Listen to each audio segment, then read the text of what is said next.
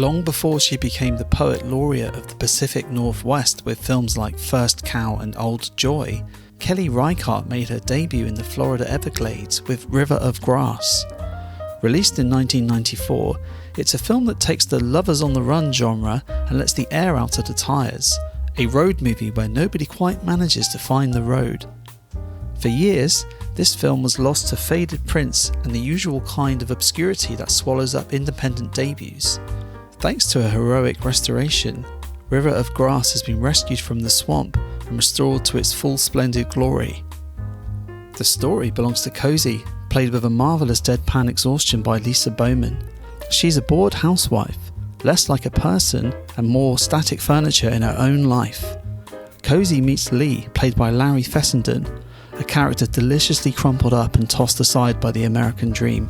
Through a series of accidental events involving a misplaced gun and a potential shooting, the two convince themselves they are fugitives and go on the run. Clearly, director Reichardt isn't interested in another Bonnie and Clyde trope. Cozy and Lee aren't even particularly good at being criminals, with no money to leave town, no plan, and half the time, not even a car. What makes River of Grass so compelling is its refusal to be cinematic. Reichardt abandons the thrill of the chase or tense climaxes. Instead, her focus is the film's docu-reality realism and numbing brick wall anti-idealism. Capturing sticky, stagnant boredom of the Florida suburbs, a world of roadside bars, empty motels and jazz records, River of Grass is a punchy but assured 76-minute debut from Reichardt. The 2K transfer preserves the gritty 16mm soul of the production like it's been freshly printed.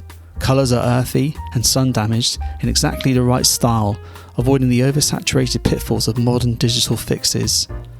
A vintage postcard that's been left out in the mud and heat, and fabulously released on Blu-ray by the majestic Radiance label in the UK with a splendid encode and a loving package. A comedy of errors where the punchline is life itself, a minimalist masterpiece that proves you don't need a high-speed pursuit to show characters who are running out of time, and a vital piece of 90s indie cinema. Beneath the lo-fi aesthetic, River of Grass is a profound sadness for people wanting to reinvent themselves, but lack the means to even move an inch. This is The Last Disc on Earth, and remember, come the apocalypse, physical media will prevail.